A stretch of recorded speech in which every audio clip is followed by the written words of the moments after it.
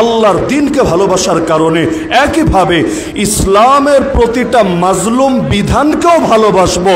আল্লাহকে ভালোবাসার কারণে যাদের নাম নিলেও অনেকের শরীরে আগুন জ্বলে, তাদের নামগুলো আমরা এখন সাহসিকতার সঙ্গে উচ্চকিত করছি, কোনো বাতিলের ভয় না করে, কোনো বাতিলের কেয়ার না করে।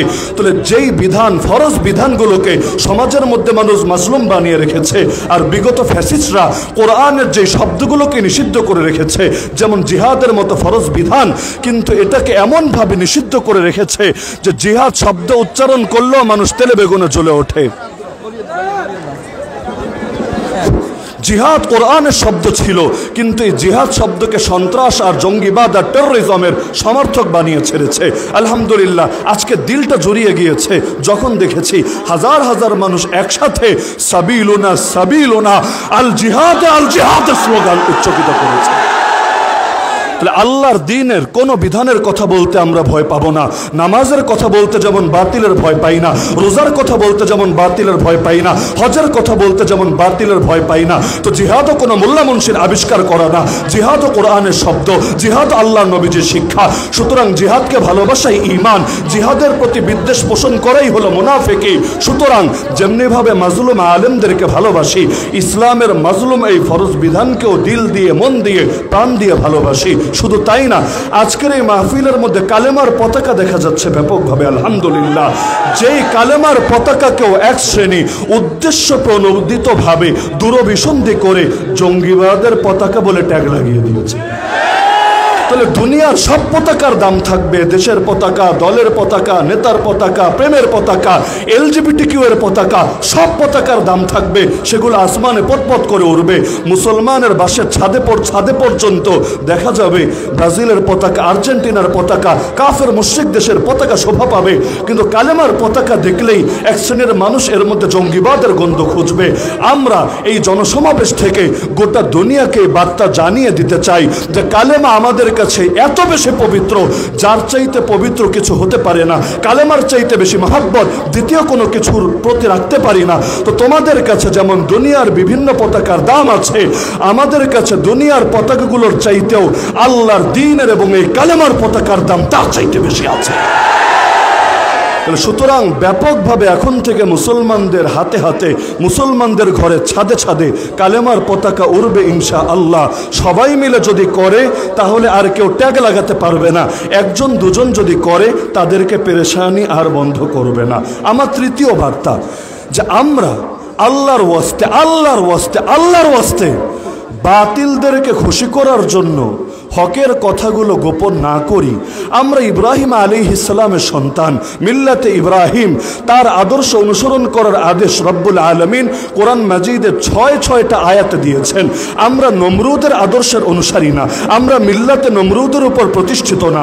তো ইব্রাহিম আলাইহিস সালামের আদর্শই যেহেতু আমাদের আদর্শ, তিনি যখন একা ছিলেন, তিনি যখন অসহায় ছিলেন, তার সঙ্গে যখন কেউ ছিল না, তখনও বাতিলের সামনে মাথা নত করেন নাই, তখনও হকের বার্তা গোপন করেন নাই। তো আজকে আমরা দুর্বল হতে পারি, যদিও সংখ্যায় বেশি, কিন্তু নাস্তিক বেঈমানরা সংখ্যায় কম হওয়া সত্ত্বেও আমাদের উপর তারা ছড়ি ঘোরায়। কিন্তু যতই দুর্বল হই না কেন, আমরাও হকের আওয়াজকে গোপন করব না, বাতিলে তোষামদি করব না, ঈমান এবং কুফরকে অস্পষ্ট করে দেব না। এমনকি আমাদের জাগরণ হবে আদর্শের ভিত্তিতে, আকীদার ভিত্তিতে, খালি আবেগের ভিত্তিতে না। আবেগ আজ আছে, কাল হয়তো থাকবে না, কিন্তু আকীদা নিয়ে যদি জাগরণ হয়, শাহাদাত ছাড়া কোনো জিনিস ময়দান থেকে শোনাতে পারবে না। আমার চতুর্থ বার্তা, বাংলাদেশের মধ্যে কোনো সামরিক যুদ্ধ চলছে না, লেকিন এই বাংলাদেশের মধ্যেও একদিনের জন্য সাংস্কৃতিক লড়াই থামছে না। সামরিক যুদ্ধ মানে তীর তরবারি বর্ষার লড়াই, আর সাংস্কৃতিক যুদ্ধ মানে হলো এখানে তীর তরবারি বর্ষার কোনো কাজ নাই, কিন্তু বিজাতীয়রা চাইবে তাদের সংস্কৃতি, তাদের আদর্শ আমাদের উপর চাপিয়ে দিতে। অথচ এটা মুসলমানের দেশ, এই দেশের অধিকাংশ মানুষ ইসলামকে দিল দিয়ে, মন দিয়ে, প্রাণ দিয়ে ভালোবাসে।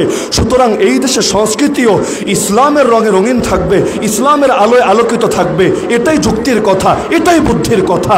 কিন্তু কিছু মানুষ পশ্চিমাদের দালালি করতে করতে, হিন্দুত্ববাদের দালালি করতে করতে করতে নাস্তিকতার এজেন্ট হতে হতে এত বড় বুকের পাঠা হয়ে গিয়েছে।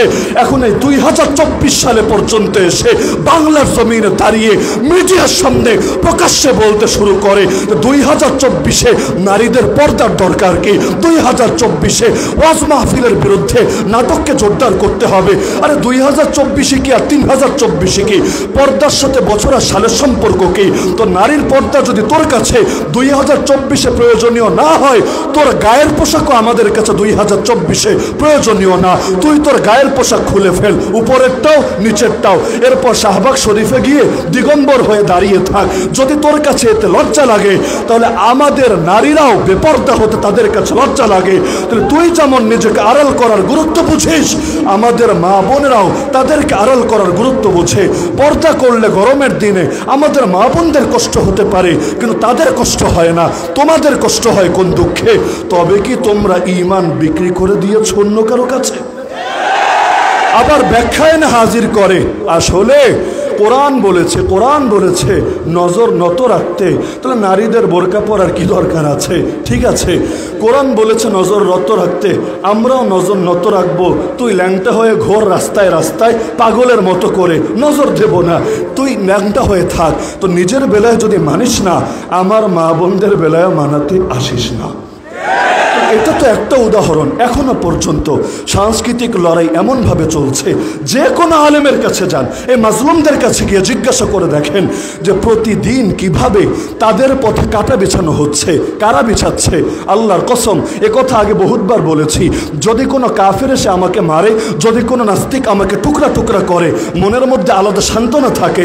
যারা আল্লাহকেই দেখতে পারে না, আমাকে কেন দেখতে পারবে? যারা নবীকেই ভালোবাসে না, আমাকে কেন ভালোবাসবে? কিন্তু নামধারী মুসলমানরাই যখন হকের বিরুদ্ধে অবস্থান নেয়, হকপন্থী আলেম ওলামার হাতে হাত করা পড়ায়, তাদেরকে জেলের ভেতর পুরে রাখে, তাদেরকে রিমান্ডে নিয়ে মেরে মেরে উল্লাস করে। আরে শেখ জসিমউদ্দিন রহমানের মতো রত্ন, যেগুলো যুগে যুগে খুব কমই জন্মায় দুনিয়ার বুকে, এই মানুষগুলোকে পর্যন্ত টর্চার করে করে আস্ত কঙ্কালে পরিণত করে ছাড়ে। তো নামে তো মুসলমানই থাকে, কিন্তু এই মুসলমান নামধারী মানুষগুলো যখন এভাবে তেরে আসে, আল্লাহর কসম অন্তরে এত রক্তক্ষরণ হয়, এত কষ্ট লাগে, কাফের মুশরিক মারলেও যত কষ্ট লাগতো না। তাহলে আজকের এই হেফাজতে ইসলামের নোয়াখালী জেলার পক্ষ থেকে আয়োজিত বন্যার্তদের পুনর্বাসন উপলক্ষে যে আলোচনা সভা, এখান থেকে আমি শেষ করছি ছোট ছোট কয়েকটা বার্তা দিয়ে। 1 নম্বর কাজ হলো, আসেন না এই দেশে সাংস্কৃতিকভাবে ইসলামকে বিজয়ী করার জন্যে সকলে ঐক্যবদ্ধ হয়ে যায়, দল দলের জায়গায়, মত মতের জায়গায়, কিন্তু সাংস্কৃতিকভাবে নাস্তিক বেঈমানদেরকে অগ্রসর হতে দেওয়া যাবে না। ওরা কয়েক হাজার কয়েক লাখ মিলে গোটা দেশে নিজেদের সংস্কৃতি চালাবে, আর আমরা কোটি কোটি কোটি কোটি মিলে আমাদের সংস্কৃতি তুলে ধরতে পারবো না। এটা কিছুতেই মেনে নেওয়া হবে না। কোরআন এবং সুন্নাহ পড়ে আল্লাহ নবী এবং তার সাহাবীদেরকে দেখে দেখে আমরা আমাদের সংস্কৃতি আরো বেশি করে তুলে ধরবো। ওরা কয় জায়গায় সমকামিতার পতাকা উড়াবে, ওরা কয় জায়গায় রংধনুর পতাকা উড়াবে। আরে তোরা যদি 10 জায়গায় রংধনুর পতাকা উড়াস, আমরা লক্ষ কোটি জায়গায় কালেমার পতাকা উড়িয়ে তার জবাব দেব।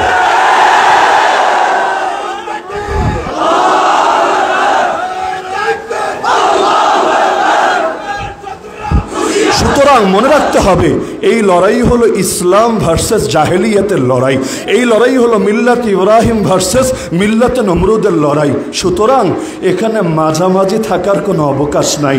আমি এ পক্ষেও না, আমি ও পক্ষেও না, আমি হলাম নিরপেক্ষ। আসলে তুমি নিরপেক্ষ না, আসলে তুমি অন্ধকারেরই পক্ষে, তবে বলার মতো সাহস রাখো না, কারণ জানো বললে পাবলিক এটা সহ্য করবে না। এজন্য যারা সারা জীবন কোরআনের বিরুদ্ধে আইন করে, কোরআনওয়ালাদেরকে জেলে ভরে রাখে, তারাও ব্যবসা করার জন্য কোরআনের আয়াত দিয়ে দলিল দেওয়া লাগে, লাকুম দীনুকুম ওয়ালিয়া দীন। অথবা শিয়াশিত্তা পড়েছি, কোন শিয়াশিত্তা? বুখারী মুসলিম বলতে বলতে মিশকাত, মিশকাত আবার শিয়াশিত্তা কবে হলো? তো এগুলোর নামে ধর্ম ব্যবসা।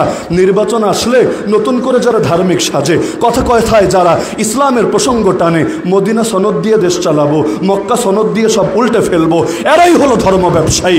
ধর্ম ব্যবসায়ী বলে আলেমদেরকে যারা গালি দেয়, ওরা হলো একে তো ধর্ম ব্যবসায়ী, দ্বিতীয়ত ফ্রড এবং প্রতারক। আসলে ধর্ম ব্যবসায়ী তারা যারা ধর্মকে ফলো করে না, ধর্মকে অনুসরণ করে না, তবে ধান্দাবাজির সময় ধর্মকে সাইনবোর্ড বানায়। যখন বলবে মাদকের বিরুদ্ধে ধর্মকে টানবে, কিন্তু যখন পতিতালয়ের লাইসেন্স দেবে, গানের আয়োজন করবে, তখন আর ধর্ম ওদের লাগবে না। তার মানে ধর্মকে ওরা মানে না, ধর্মকে ব্যবহার করতে চায়। তাহলে সাংস্কৃতিক লড়াই আমরা সকলে ঐক্যবদ্ধ হয়ে যাই, প্রত্যেকে নিজের জায়গা থেকে প্রতিটা বাতিলের বিরুদ্ধে আমরা জেগে উঠি। ছোট সাপের কামড়েও মরে, বড় সাপের কামড়েও মরে।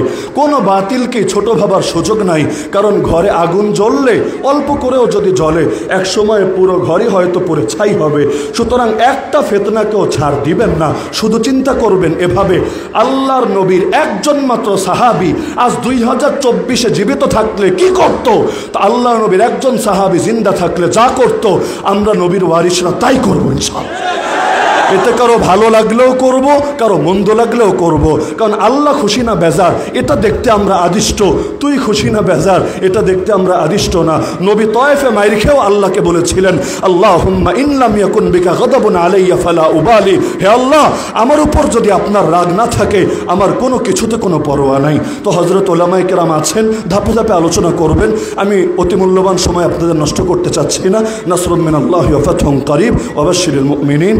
এবং দোয়াও চাচ্ছে সকলের কাছে, বিশেষভাবে বন্যার্তদের জন্য আর একজন আল্লাহর বান্দার জন্য, মাওলানা এনামুল হাসান ফারুকী, বাবুনগরী হজরতের খাদেম, এবং আজকে সুস্থ থাকলে এখানেই থাকার কথা ছিল, কিন্তু আল্লাহর বান্দা ক্যান্সারে আক্রান্ত হয়ে আছে, বড় কষ্ট করছে। তা আমি শুধু দোয়া করতে বলবো না, দোয়া তো করবেনই, পাশাপাশি সর্বোচ্চ নুসরতটা করবেন। আর নিজের জন্য দোয়া চাই, আল্লাহ যাতে শাহাদাত নসিব করেন।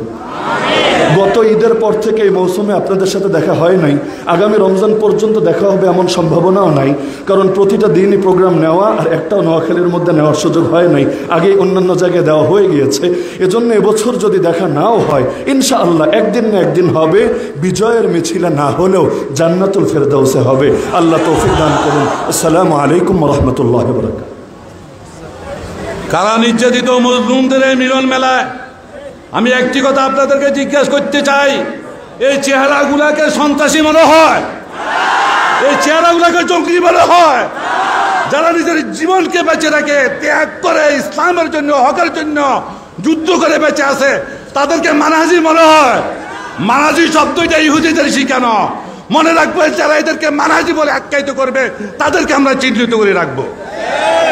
এই মুহূর্তে আমাদের মাঝে আলোচনা নিয়ে আসছেন কারা নির্যাতিত আলেম দ্বীন, মুবাল্লিগ ইসলাম মুফতি মাহমুদুল হাসান গনবী। মুফতি মাহমুদুল হাসান গনবী। নারে তাকবীর।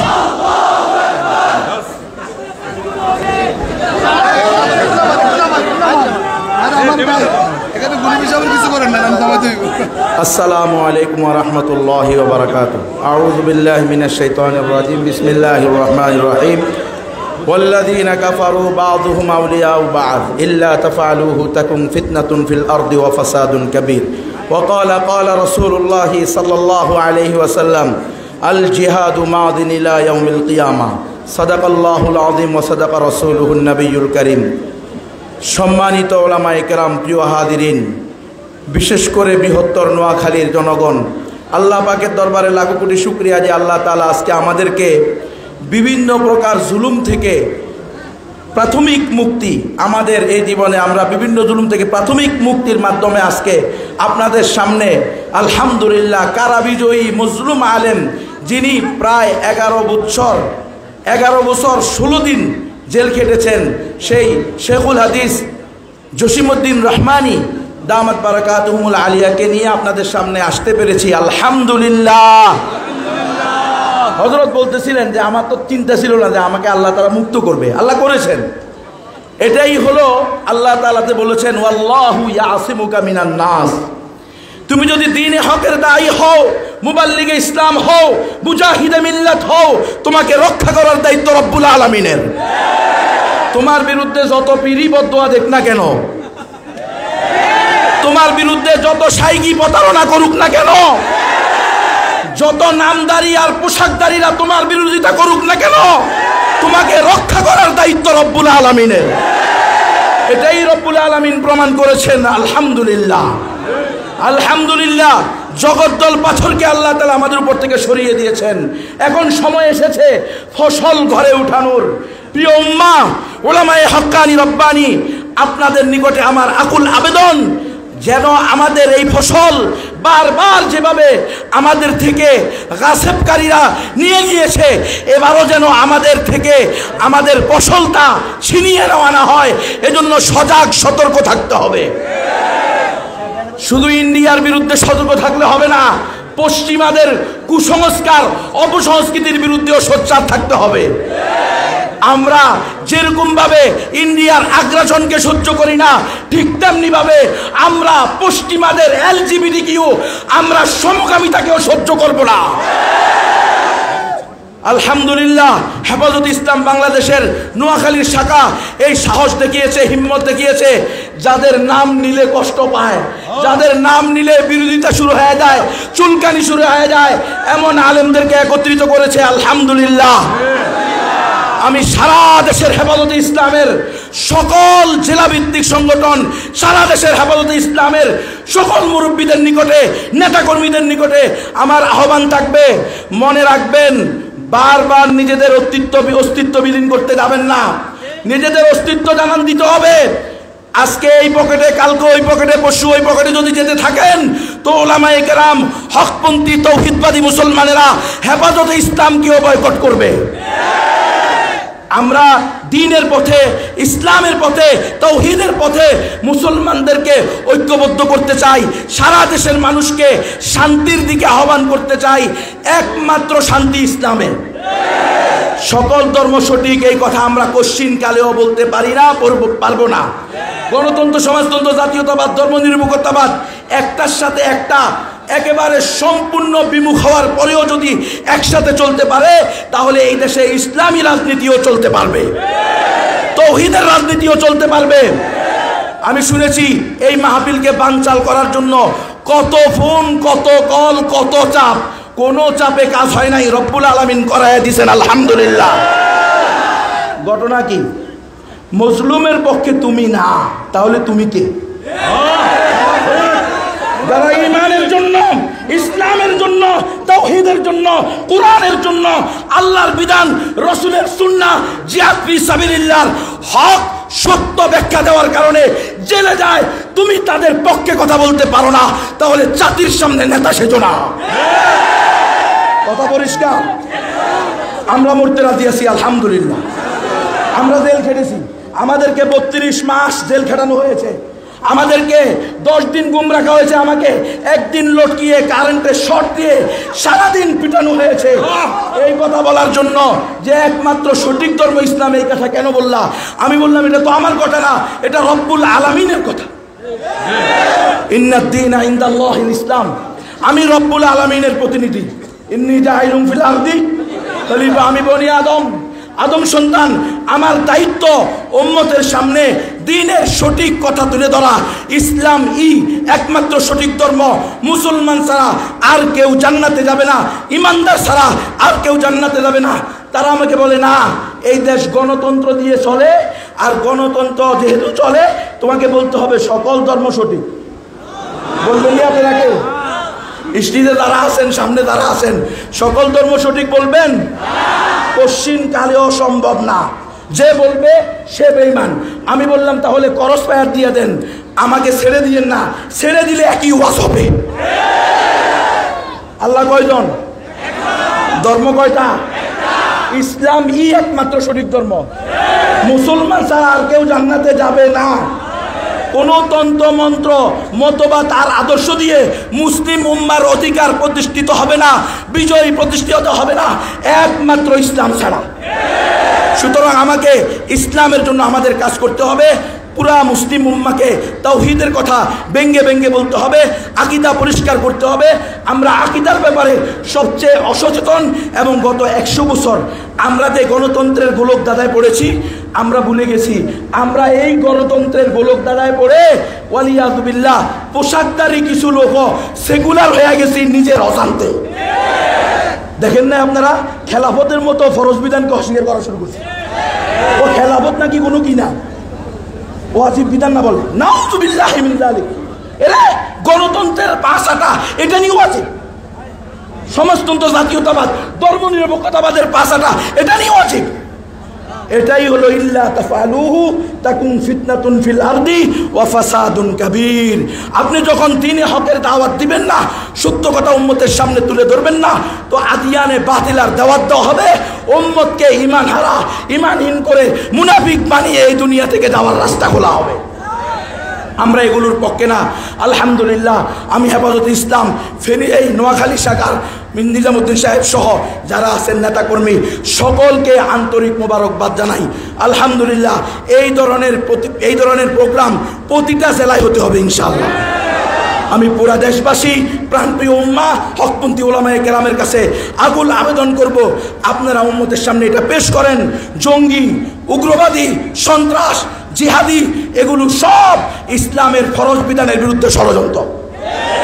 এই বাংলাদেশে সবচেয়ে মিথ্যা, সবচেয়ে ভুয়া, সবচেয়ে ভিত্তিহীন, সবচেয়ে হয়রানিমূলক মামলার নাম হলো জঙ্গি মামলা। আপনারা আমাকে এর আগেও দেখেছেন, আপনাদের নোয়াখালীতে আমি বয়ান করি নাই, সারা দেশব্যাপী ওয়াজ করেছি। আমরা কি কোনো গোপন ব্যক্তি, কোনো গোপন সংগঠনের জন্য কোনোদিন কাউকে দাওয়াত দিয়েছি?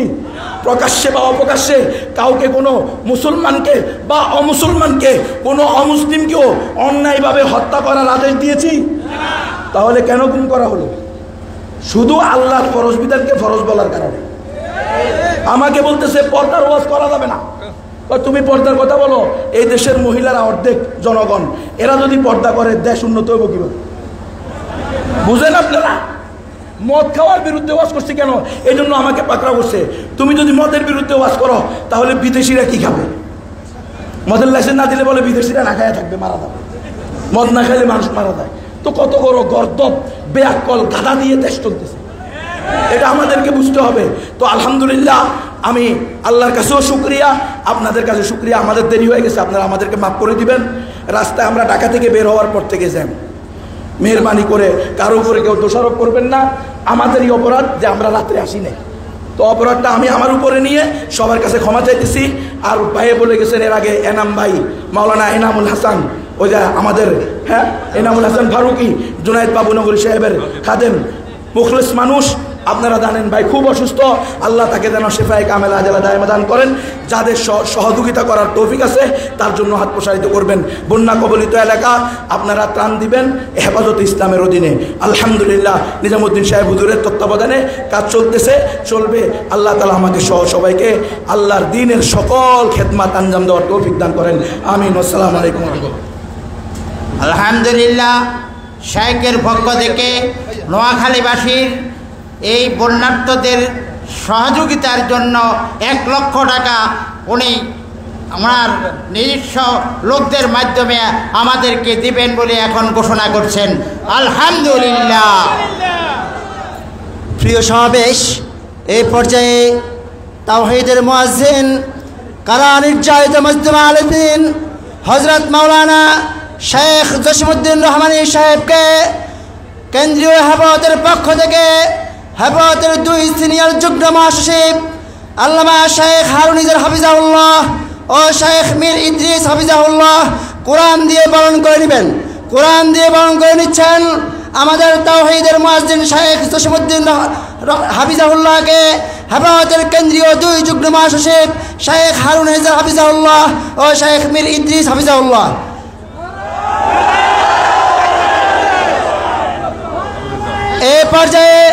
এই পর্যায়ে বক্তব্য নিয়ে আছেন তারুণ্যের অহংকার, লক্ষ কোটি যুবকের হৃদয় স্পন্দন, কারা নির্যাতিত মজদুমা আলেমদের হেফাজতে ইসলাম বাংলাদেশের কেন্দ্রীয় যুগ্ম মহাসচিব হযরতুল আল্লামা শেখ হারুন ইজার হাফিজাহুল্লাহ। আল্লামা শেখ হারুন ইজার হাফিজাহুল্লাহ।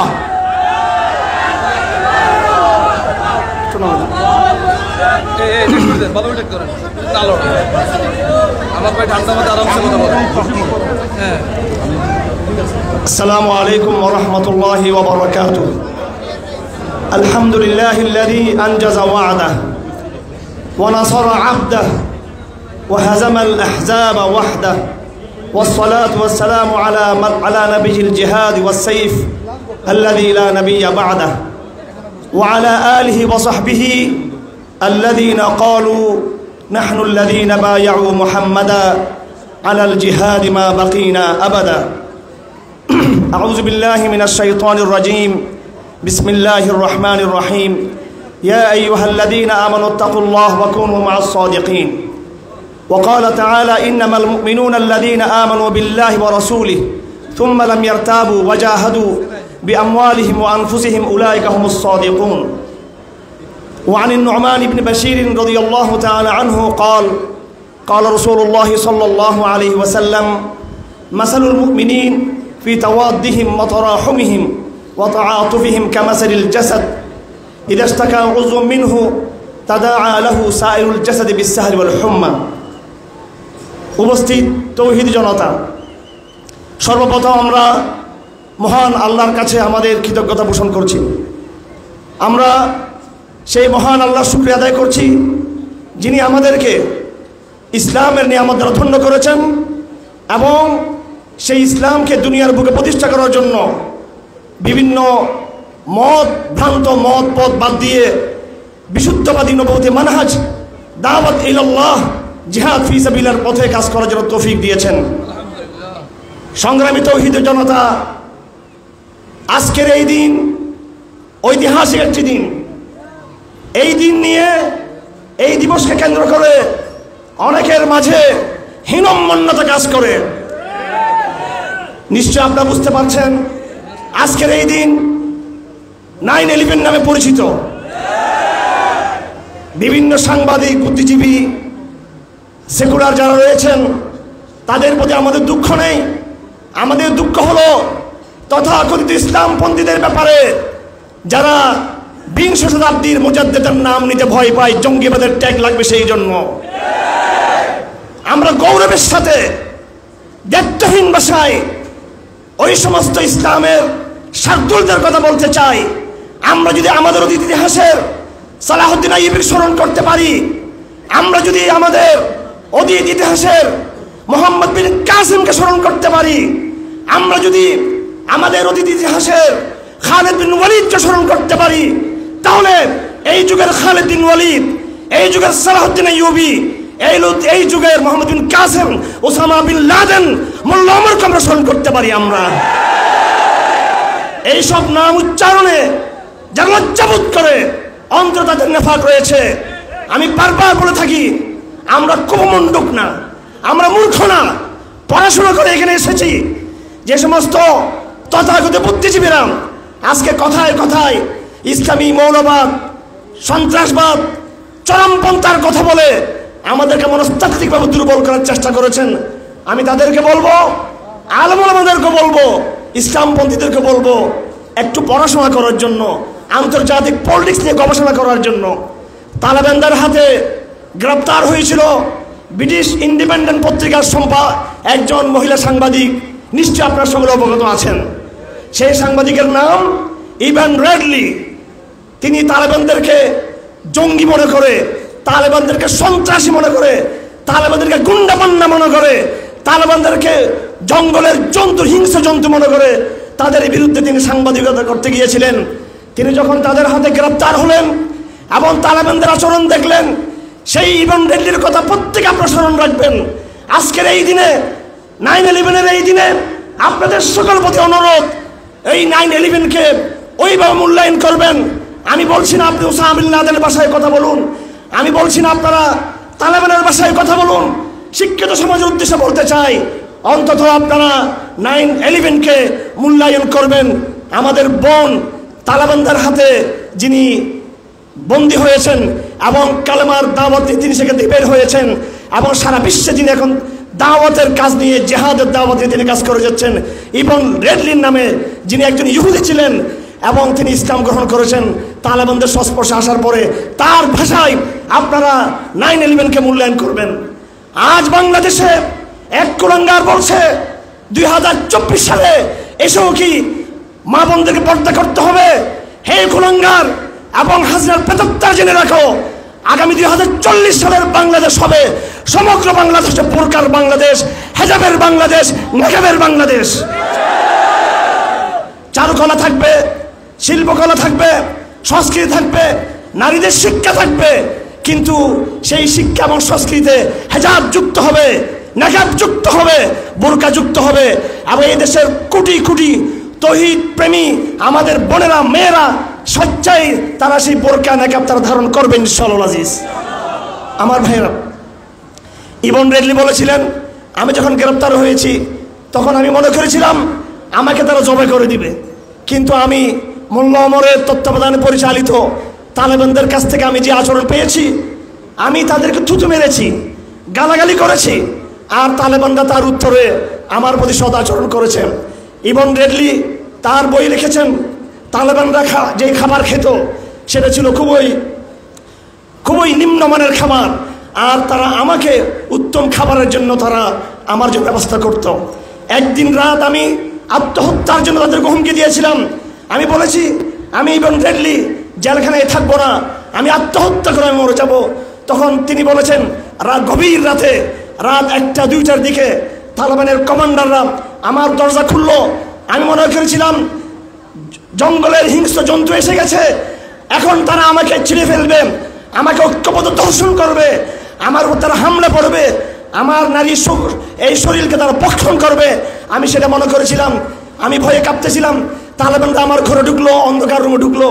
একজন কমান্ডার আমার নাকে হাত বাড়িয়ে দিয়ে দিল আমার নিঃশ্বাস চালু আছে কিনা। তারপর তিনি তৎক্ষণাৎ বের হয়ে গেলেন এবং তালেবান আশ্বস্ত হলো ইবন রেডলি আত্মহত্যা করে নাই। এরপর মোল্লা ওমর তাকে আরো একটু উত্তম কারাগারে দেওয়ার জন্য নির্দেশ দিয়েছেন। আমার ভাইয়েরা, তালেবানরা তাকে দাওয়াত দিয়েছিল যে বোন তুমি এখন বিদায় হয়ে যাবে, আমরা তোমাকে কোরআনের দাওয়াত দিচ্ছি।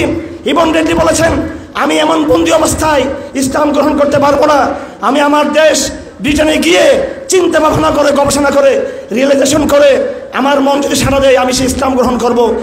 ইবন রেডলি দেশে ফিরে গেলেন, তালেবানদের আচরণ দেখলেন এবং মুজাহিদদের আচরণ দেখলেন। তাদের ব্যাপারে আন্তর্জাতিক মিডিয়ার যে কুখ্যাত প্রপাগান্ডা ছিল সেগুলো তিনি মূল্যায়ন করলেন এবং তিনি সেই ইউরোপের জগদ্দল মাটিতে তৌহিদ বিরোধী সেই ইউরোপের শিবিরে দাঁড়িয়ে তিনি ঘোষণা করলেন, আশহাদু আল্লা ইলাহা ইল্লাল্লাহ ওয়া আশহাদু আন্না মুহাম্মাদুর রাসূলুল্লাহ। আমার ভাইরা, আমি কাতারে ছিলাম, টেলিভিশনে বিতর্ক চলছিল যে 9/11-এর আক্রমণ মুসলমানদেরকে পিছিয়ে দিয়েছে। সাথে সাথে ওই টেলিভিশন বিতর্কে আলোচনায় আমেরিকা থেকে কিছু ভাই ফোন করলো। তিনি বললেন, এবং এই কথা সমস্ত বিশ্ব মিডিয়াতে এসেছে, 9/11-এর পরে America, Germany, Russia, France, Britain সহ সমগ্র পাশ্চাত্য জগতে ইসলাম নিয়ে যে প্রচুর পরিমাণ পড়াশোনা শুরু হয়েছে, 9/11-এর আগে ইসলাম নিয়ে তাদের সেরকম পড়াশোনা ছিল না। এবং 9/11-এর পরে ইসলামের গণজোয়ার শুরু হয়েছে ইউরোপের মাটিতে, আমেরিকার মাটিতে। আমার ভাইরা, আমার বোন, আপনাদের বোন ইবন রেডলি, ব্রিটিশ ইন্ডিপেন্ডেন্ট পত্রিকার সাংবাদিক, তিনি বলেছেন যে টুইন টাওয়ারের নিচে 2700 লোক মারা গিয়েছে। কত মানুষ? 2700 জন লোক মারা গিয়েছেন। 2700 লোক কেন মারা গেল? সেই জন্য আমরা হীনমন্য হয়ে গিয়েছি। আমরা বলছি ইসলাম জঙ্গিবাদ না, ইসলাম সন্ত্রাসবাদ না, এই কাজ মুসলমান করতে পারে না, এই কাজ ইহুদিদের কাজ। অথচ ইবন রেডলি বলছেন যে আমেরিকা লক্ষ লক্ষ শিশুকে হত্যা করেছে অবরোধ ইরাকের মধ্যে, যে আমেরিকা হাজার হাজার মানুষকে হত্যা করেছে, তারা তো কোনোদিন বলেনি এই কথা যে আমরা জঙ্গি না, আমরা সন্ত্রাসী না। যারা লাখ লাখ মানুষ হত্যা করছে তাদের মধ্যে কোনো হীনমন্যতা নাই। আর 2700 লোক মারা গিয়েছে, আর মুসলিম উম্মাহ, তাদের সরকার, জনগণ, ওলামা সমাজ ইসলামপন্থী কৈফিয়ত দিতে মুখে ফানা তুলে ফেলছে। এটা হচ্ছে আমাদের ইমানের দুর্বলতা। আমার ভাইরা, সেদিন যারা 9/11-এর সমালোচনা করেছিলেন, সন্ত্রাসবাদী আক্রমণ, আজ তাদের জিজ্ঞেস করতে চাই, আমার বোনদেরকে, আমার মায়েদেরকে, আমার সন্তানদেরকে, আমার মসজিদগুলোকে গুড়িয়ে দেওয়া হচ্ছে, ধ্বংস করে দেওয়া হচ্ছে। এগুলোকে পুরো ফিলিস্তিনকে জাহান্নামের উত্তপ্ত আগুনে পরিণত করা হয়েছে। ইসরায়েল সেটা করছে, কিন্তু তার পিছনে মূল ইন্ধন দাতা হচ্ছে আমেরিকা। কথা ঠিক কিনা? বাংলাদেশের বাস্তবতায় বলতে চাই, হাসিনা রেজিম চলে গিয়েছে, ফেসিবাদ চলে গিয়েছে, কিন্তু সেই ফেসিবাদের প্রেতাত্মা কিন্তু এখনো বহাল রয়েছে। আমার ভাইয়েরা, রাজনীতি বোঝার চেষ্টা করুন, পলিটিক্সকে বোঝার চেষ্টা করবেন। যারা মনে করে থাকে আমেরিকা আমাদের মঙ্গলকামী এবং ডক্টর ইউনূস সাহেব আমেরিকার মানুষ, তিনি অবশ্যই হাসিনা ওয়াজেদ থেকে ভালো। আমরাও বলি তিনি মন্দের ভালো হতে পারেন, কিন্তু একথা মনে রাখবেন, আমি এই কথাও বলি আমার পড়াশোনার জায়গা থেকে, ভারত ইসলামের বিরুদ্ধে যেই জিরো টলারেন্স নীতি গ্রহণ করেছিল, আমেরিকা হয়তো ওইভাবে ভারতের মতো ইসলাম বিদ্বেষের পরিমাণ আমেরিকার হয়তো অতটুকু নয়, আমরা বুঝি। কিন্তু একটা কথা আপনারা ভালো করে বুঝে নেবেন, আমার সময় একটু দীর্ঘায়িত হলো, আমার এই কথা সকালে বুঝে নেওয়ার চেষ্টা করবেন। যদি শত্রু চিনতে না পারি তাহলে আগামী দিনের যুদ্ধে আমরা বিজয়ী হতে পারবো না। আর যারা মনে করে হাসিনা চলে গিয়েছে আমরা চূড়ান্ত বিজয় লাভ করেছি, তারা প্রকাশ স্বর্গে বাস করতেছেন। হাসিনা চলে গিয়েছে, প্রথম আলো বহাল আছে, ডেইলি স্টার আছে, 71 টিভি আছে, সাংস্কৃতিক জগৎ আছে। ওই বেয়াদব কুলাঙ্গার কিভাবে শিল্পকলা একাডেমির পরিচালক হলো, তাকে কে বানিয়েছে তাকে? সুতরাং আমাদের মাথার উপর থেকে ফ্যাসিজম চলে গিয়েছে, কিন্তু সাংস্কৃতিক কালচারাল ফ্যাসিজম কিন্তু বাংলাদেশ থেকে এখনো বিদায় গ্রহণ করেনি। আমাদের চূড়ান্ত বিজয় সেদিন অর্জিত হবে যেদিন রাজনৈতিক ফ্যাসিজমের ন্যায় সাংস্কৃতিক ফ্যাসিজমকে চূড়ান্তভাবে আমরা বাংলার মাটিতে পরাজিত করতে পারবো। আমরা আমার ভাইরা আগামী দিনের চ্যালেঞ্জ কি হতে পারে সেটা বোঝার জন্য বলছি। আমেরিকার কূটনৈতিক বক্তব্যে আপনারা ধোঁকা খাবেন না। আমরাও স্পষ্ট ঘোষণা করতে চাই, হেফাজত ইসলামের পক্ষ থেকে এবং আমাদের সমস্ত ইসলামিক যে মুভমেন্টগুলো রয়েছেন সেগুলোর পক্ষ থেকে আমরাও আমেরিকার সাথে ডায়লগ করতে চাই। আমরা আমেরিকাকে আহ্বান করছি, তোমরা ডেইলি স্টারের কথা শুনে আমাদেরকে জঙ্গি বলবা না, তোমরা সরাসরি আমাদের সাথে ডায়লগ করবা। আমরা তোমাদেরকে স্বাগত জানাই ডায়লগ করার জন্য। কিন্তু এখানে একটা বহুত বড় কিন্তু আছে, এখানে এটা বোঝার জন্য আমি আজকে দাঁড়িয়েছি এখানে। সেটা হলো, ভারতের আসল মিত্র বন্ধু কিন্তু আমেরিকা নয়, ভারতের আসল মিত্র ইসরায়েল। আমার ভাইরা, ভারত কোনো ভারত নয়, ভারত হলো দক্ষিণ এশিয়ার ইসরায়েল। এটাকে বলা হয় এই গ্লোবাল সাউথ। গ্লোবাল সাউথ, দক্ষিণ এশিয়ার ইসরায়েল হচ্ছে ভারত। বাংলাদেশের মুসলমানদের সম্পর্কে ভারতের ওই নীতি, যেই নীতি ইসরায়েলের নীতি মুসলমানদের সম্পর্কে। আগামী দিনে আরেকটা লড়াই আসবে, আগামী দিনে আরেকটা লড়াই আসবে, আগামী দিনে আরেকটা যুদ্ধ চাপিয়ে দেওয়া হবে আপনাদের উপরে। সেই যুদ্ধ হবে ভারত ইসরায়েলের যৌথ অক্ষ শক্তির লড়াই আমাদের এদেশের তৌহিদ জনতার বিরুদ্ধে। এবং তারা চেষ্টা করবে, প্রথমত যারা এই আন্দোলন যুক্ত ছিল, ছাত্র সমাজকে, প্রগতিশীল ছাত্র সমাজকে তারা আমাদের থেকে দূরে সরিয়ে দেওয়ার চেষ্টা করবে, 1 নম্বর। 2 নম্বরে তারা চেষ্টা করবে ইসলামপন্থী দলগুলোর মধ্যে তারা একটা বিভাজন তৈরি করার জন্য। এইভাবে হকপন্থী তৌহিদপন্থী দলদেরকে তারা গোড়াবা বানিয়ে দিবে এবং তারা মুসলমানদের মধ্যে ফাটল ধরিয়ে একটি গোষ্ঠীকে জঙ্গি বলে, সন্ত্রাসী বলে তাদেরকে ধ্বংস করার চেষ্টা করবে। সেই দিন আসার আগে আমি আপনাদের সকলকে সতর্ক থাকার জন্য বলতেছি, সবাই জমাবদ্ধ থাকুন। আল্লামা শেখ মুহিবুল্লাহ বাবুনগরী আমাদের এই দেশে ইসলামী জাগরণী ইমাম, এবং আমরা মুয়াজ্জিন পেয়ে গেছি তৌহিদের, আলহামদুলিল্লাহ। সুতরাং নেতৃত্ব এখানে স্পষ্ট, আপনার তৌহিদের ইমামের হাতে বায়াতবদ্ধ হন। তৌহিদের ইমামের সাথে আল্লামা শেখুল ইসলাম মুহিবুল্লাহ বাবুনগরীর হাতে আপনারা জমাবদ্ধ হওয়ার চেষ্টা করুন সকলে। আলা ইন্নাল ইমাম জুন্নাহ ইউকাতালু ওয়ারাহা, ইমাম হচ্ছে ঢালের মতো, মুহিবুল্লাহ বাবুনগরী আমাদের ঢালের মতো। কারা বিজয়ী তৌহিদের মুয়াজ্জিন শেখ জসিমউদ্দিন রহমান হাফিজাহুল্লাহ তাআলা, তিনি কারাগার থেকে বের হয়ে সর্বপ্রথম তিনি আল্লামা মুহিবুল্লাহ বাবুনগরীর দরবার তিনি গিয়েছেন। হযরত তাকে আশ্বস্ত করেছেন যে হযরত তাকে বায়াতবদ্ধ করবেন অচিরে ইনশাআল্লাহ আজিজ। এবং আপনারা তৌহিদের মুয়াজ্জিন পেয়ে গিয়েছেন। সুতরাং আরও যারা কারামুক্ত আমাদের মজলুম নেতৃবৃন্দ রয়েছে, সবাই আমাদের ভাইয়েরা, আমাদের সাথে যারা ছিলেন, আমি আজকের এই অডিয়েন্স থেকে আমি স্মরণ করছি আমার ভাই মামুল হককে, আমি স্মরণ করছি আমার ভাই মৌলানা সাউদ হোসেন রাজিকে, আমি জুনায়েদুল হাবিবকে, আমার বায়াজুল ইসলামাবাদীকে, আমার মাহমুদ কাসিমি, এবং বিশেষ করে জানাব আমার ভাই জানাব মৌলানা, বড় ভাই জানাব মৌলানা মুনির কাসিমিকে।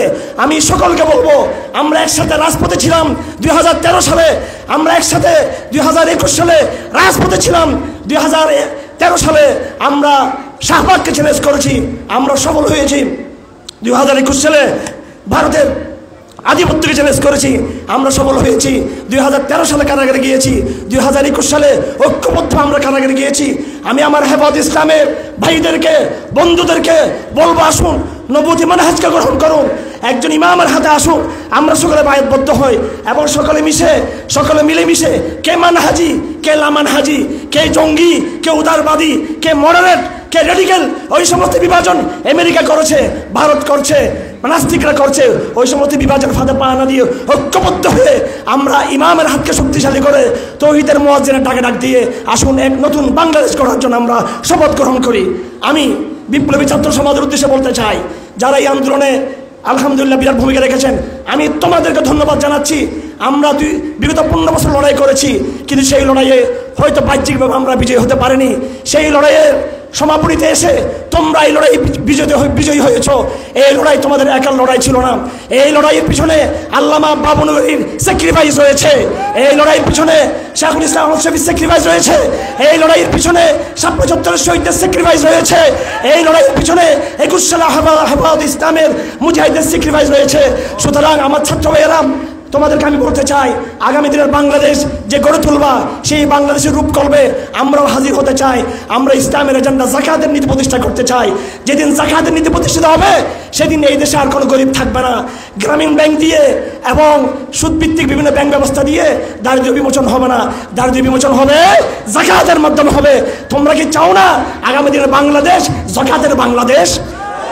আমরা চাই প্রত্যেকটা সরকারি দপ্তরে সালাতকে বাধ্য করা হোক। সালাত যখন বাধ্য হবে, কোনো অফিসে আদালতে আর কারাপশন থাকবে না, দুর্নীতি থাকবে না। সুতরাং ছাত্র সমাজের উদ্দেশ্যে আমাদের বক্তব্য হলো, তারা যেন আগামী দিনের বাংলাদেশ গড়ার যে রূপকল্প তারা গ্রহণ করবে, সেই রূপকল্পে যেন তারা অবশ্যই আমাদের তৌহিদে যেন তার প্রস্তাবনাগুলো যেন তারা মাথায় রাখেন। সাথে সাথে আমি বাংলাদেশ সেনাবাহিনীর হাজার হাজার নৌজওয়ানকে সালাম জানাই। আমি এটা তথ্য নিয়ে বলছি, আলহামদুলিল্লাহ এই বিগত ফেসিবাদী সরকার বিরোধী সংগ্রামে, ফেসিবাদ বিরোধী সংগ্রামের পিছনে হয়তো আপনারা জানেন না, আমাদের সেনাবাহিনীর সৈনিকদের বিশাল একটা ভূমিকা ছিল। সেই দিন যদি আমাদের সেনাবাহিনীর সৈনিকরা যদি অফিসারদেরকে যদি বলে না দিতেন যে সম্মানিত অফিসার, আপনাকে স্যালুট করি, আপনাকে সালাম করি, কিন্তু আপনার গুলির নির্দেশ আমরা মানতে পারবো না। আমরা সেই দিন আমাদের হাজার হাজার সৈনিক, তৌহিদবাদী সৈনিক বলে দিয়েছিল, আপনারা আমাদের অফিসার হতে পারেন, গুলির নির্দেশ মানব না। এইভাবে তারা যখন রিভোল্ট করলো, তাদের সেই রিভোল্টের কারণে, তাদের অবদানের কারণে, সেনাবাহিনীর অবদানের কারণে ফেসিবাদকে দূরীত করা সম্ভব হয়েছে।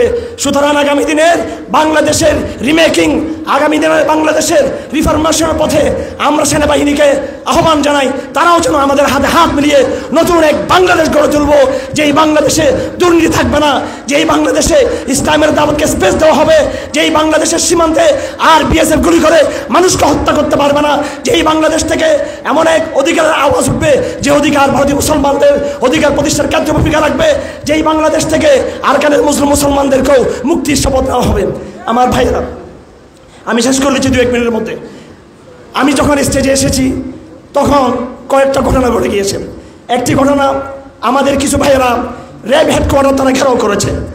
আমরা আমাদের আজকের এই সমাবেশ থেকে যারা গুমের সাথে জড়িত ছিল, খুনের সাথে যারা জড়িত ছিল, হাসিনা রেজিমের প্রত্যেকটা অফিসারের বিচার দাবি করছি আমরা।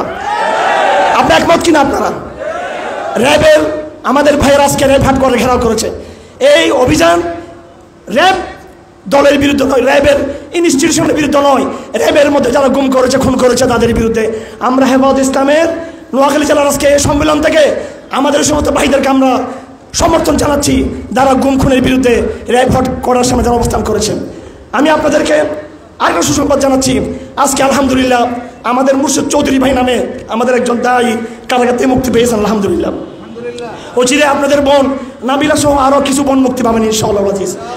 এই সরকার প্রধানের পরে অন্তত শতাধিক ভাইকে আমরা কারাগার থেকে মুক্ত করতে পেরেছি, আলহামদুলিল্লাহ। আমিও কৃতজ্ঞ হব যদি এখানে হযরত মাওলানা নিজামুদ্দিন সাহেবের নামটা আমি না আনে থাকি। আজ আমাদের হেফাজত ইসলামে অনেক ভাইরা রয়েছেন, বন্ধুরা রয়েছেন, আমাদের মুরব্বীরা রয়েছেন, এই দেশে অনেক শাহুল হাদিস আছেন, মুফতিরা আছেন, কিন্তু আমাদের মনে কিছু ব্যথাও আছে। মাওলানা নিজামুদ্দিন সাহেব মীর ওয়ারিসপুর মাদ্রাসার মোতামিম এবং হেফাজত ইসলাম নোয়াখালী জেলার সভাপতি সম্মানিত আমির, তিনি আমাদেরকে প্রায় 10 থেকে 15 লক্ষ টাকা বিগত 1 বছরে তিনি মজলুম ফান্ডে তিনি দান করেছেন তিনি। এবং তার এই অর্থায়নে আপনাদের নোয়াখালী জেলার এই অর্থায়নে মাওলানা গুনবী সাহেব সহ অসংখ্য ওলামা ইকরামকে আমরা মুক্ত করতে পেরেছি। মাওলানা গুনবী সাহেবের মুক্তির পিছনে আমাদের পরিশ্রম ছিল, আমাদের কোর্ট কাছারিতে আমরা আইনগত লড়াই করেছি, কিন্তু আমাদের পিছনে এই মামলা মোকদ্দমার জন্য সম্পূর্ণ অর্থ যোগান দিয়েছেন আমাদের এই আজকের হেফাজত ইসলামের নোয়াখালী জেলা সম্মানিত আমির মোহতারাম। আমি আপনাদের সকলকে বলতেছি, এরকম নিষ্ঠাবান তৌহিদবাদী একজন আলেমের পিছনে আপনারা সবাই একযোগে কাফলাবদ্ধ হতে কোনো দ্বিধাবোধ করবেন না। তিনি অন্যতম মুখলেস একজন ব্যক্তিত্ব। তিনি শুধু শোডাউন এবং মাহফিলে তিনি চিৎকার এবং গর্জন তুলেন না, তিনি বাস্তবেই তিনি মুসলিমের পক্ষে থাকেন। আমি সর্বশেষ কথা বলে আপনাদেরকে শেষ করে দিচ্ছি, সেটা হলো আমাদের সম্মানিত কারামুক্ত আমি বলতে চাই না, কারামুক্ত মানে তাকে এহসান করে কারাগার থেকে ছেড়ে দেওয়া হয়েছে। আমি মনে করি তৌহিদবাদী জাগরণের সেন্টিমেন্টকে সম্মান করে আদালত এবং সরকার বাধ্য হয়েছে ওনাকে ছেড়ে দেওয়ার জন্য। ওনাকে কোনো নেগোসিয়েশন করে বের হতে হয় নাই, আপোষ করে বের হতে হয় নাই। আমরা কোনো সংস্থার আবেদন নিবেদন করে তাকে মুক্ত করি নাই। আইনি লড়াই করে জনগণের ইমানি সেন্টিমেন্টকে সামনে রেখে তিনি বের হয়েছেন। তার নাম কারামুক্ত নয়, তার নাম হলো কারা বিজয়ী। তার নামের সাথে আমরা আজকে থেকে বলবো কারা বিজয়ী। তৌহিদের মুয়াজ্জিন তিনি একটা দুঃখ নিয়ে বের হয়েছেন, তিনি মনে একটা দুঃখ নিয়ে বের হয়েছেন। আপনারা সকলে জানেন তাকে যে অপবাদ দিয়ে তাকে জেলের পুরা হয়েছিল। সাতেমে রসুলের বিরুদ্ধে যারা কটূক্তি করেছিল তাদের কথা আপনাদের সকলে জানা রয়েছে। আমরা ময়দানে বিভিন্ন জায়গায় মিছিল মিটিং করেছি, কিন্তু আল্লাহ দিনের কিছু তৌহিদ শারদুল যারা নবী প্রেমের প্রমাণ তারা রেখেছে, নবী প্রেমের প্রমাণ দেখে তারা সাতেমে রসুলদেরকে যথাযথ শাস্তি দিয়ে তারা নিজের গলায় ফাঁসির দণ্ড তারা নিয়ে নিয়েছে। আজ যারা অডিয়েন্সে আছেন আপনাদের চেয়েও তারা অনেক বড় ইমানদার। যারা আমরা বক্তৃতা করছি আমাদের চেয়ে তারা অনেক বড় ইমানদার।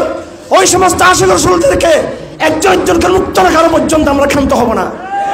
আমার ভাইয়েরা, আমি আপনাদের সকলকে আহ্বান করছি, ফক্কুর আসির ওয়াজিবুন, একজন কারাবন্দীকে মুক্ত করেন ওয়াজিব। ফিকার কিতাবে লেখা আছে লাউ উসিরা মুসলিমুন ফিল মাশরিক, পৃথিবীর পূর্ব প্রান্তে কোন মুসলমান গ্রেপ্তার হলে পশ্চিম প্রান্তের মুসলমানদের জন্য ওয়াজিব হলো তাকে মুক্ত করে ছাড়িয়ে আনা। আজ যদি বাংলাদেশের সাতেম রসুলদের শাস্তি প্রয়োগকারী ভাইদের বিরুদ্ধে যদি কোনো ব্যবস্থা নেওয়া হয়, তাদের যদি ফাঁসির মঞ্চে যেতে হয়, মনে রাখবেন এই দেশে আসমান থেকে গজব নাজেল হবে। আল্লাহ কেউকে ছাড় দিবেন না, আলেমকে মুফতিকে কোন ইসলামপতিকে ছাড় দিবেন না। সুতরাং যে সময় এই সমস্ত ভাইয়েরা নবী প্রেমে তারা ময়দানে নেমেছিল, তারা কোনো সরকারি স্থাপনে হামলা করে নাই, বোমাবাজি করে নাই, যেটাকে তোমরা জঙ্গিবাদ বলো জঙ্গিবাদ করে নাই। তারা কোনো নিরীহ ব্যক্তিকে তারা হত্যা করে নাই, রসুলের প্রেম তারা রেখেছে। সুতরাং আমাদের মনে যদি রসুলের প্রেম থাকে, অবশ্যই তাদের মুক্তির বিষয়টিকে আজকে আমাদের প্রধান এজেন্ডায় নিয়ে আসতে হবে। আমার ভাইয়েরা, আপনাদের সকলকে আগামী দিনে তৌহিদের এই মুয়াজ্জিনের আহ্বানে সাড়া দিয়ে আমাদের চূড়ান্ত বিজয় অর্জিত না হওয়া পর্যন্ত নতুন এক বাংলাদেশ গড়ার তৌহিদবাদী সংগ্রামে আপনাদের সকলে যুক্ত থাকার আহ্বান জানিয়ে আমি আমার বক্তব্য এখানে শেষ করছি। ও আখিরু দাওয়ানা আলহামদুলিল্লাহি রাব্বিল আলামিন। আমাদের পক্ষ থেকে এবং আমাদের তৌহিদের মুয়াজ্জিন কারা বিজয়ী শেখুল হাদিস আল্লামা জসিমউদ্দিন রহমান হাফিজুল্লাহর পক্ষ থেকে নোয়াখালী জেলা হেফাজত ইসলামকে বন্যা বর্তমান কার্যের ফান্ডে নগদ 1 লক্ষ টাকা প্রদান করা হচ্ছে। শেখ দিবেন এটা,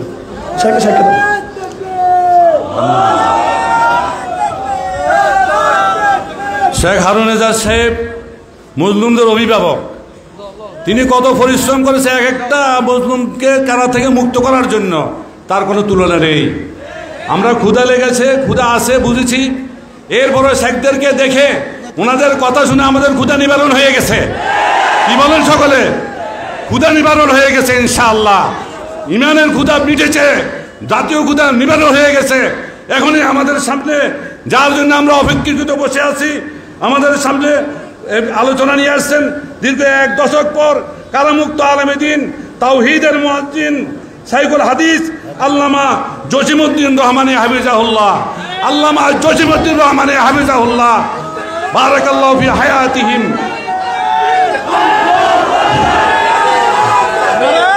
নারায়ে তাকবীর, নারায়ে তাকবীর, নারায়ে তাকবীর। সাবিলুনা সাবিলুনা, তরিকুনা তরিকুনা, হেফাজে ইসলাম বাংলাদেশ জিন্দাবাদ জিন্দাবাদ। হুজুর আমাদেরকে দোয়া করে দিবেন, আলোচনার সাথে সাথে হুজুরের সাথে আমরা হাত তুলে দোয়া করবো ইনশাআল্লাহ। السلام عليكم ورحمة الله وبركاته. إن الحمد لله نحمده ونستعينه ونستغفره ونؤمن به ونتوكل عليه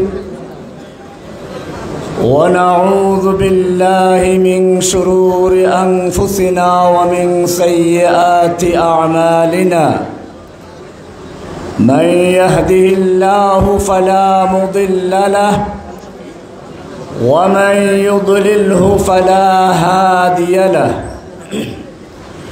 وأشهد أن لا إله إلا الله وحده لا شريك له وأشهد أن محمدًا عبده ورسوله صلى الله تعالى عليه وعلى آله وصحبه أجمعين.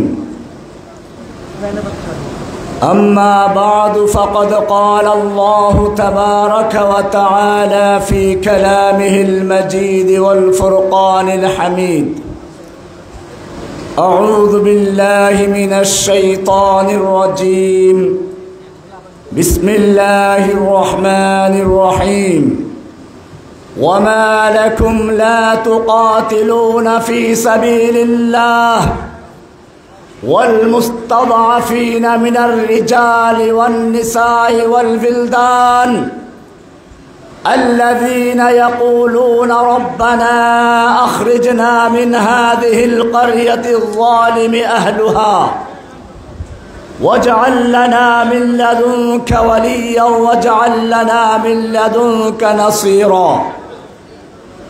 وقال سبحانه وتعالى: أم حسبتم أن تدخلوا الجنة ولما يأتكم مثل الذين خلوا من قبلكم مستهم البأساء والضراء وزلزلوا حتى يقول الرسول والذين آمنوا معه متى نصر الله ألا إن نصر الله قريب.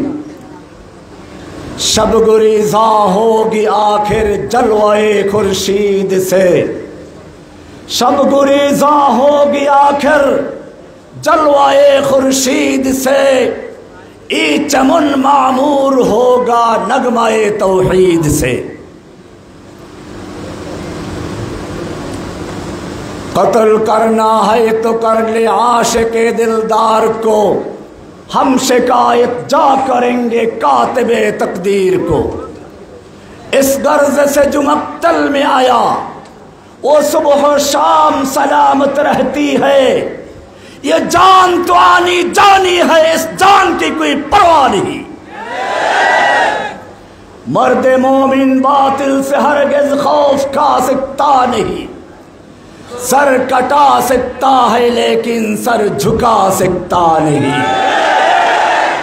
सो चाहे कफील अब कुछ भी हो, सो चाहे कफील अब कुछ भी हो, हर हक हर हाल में अपना हक लेंगे।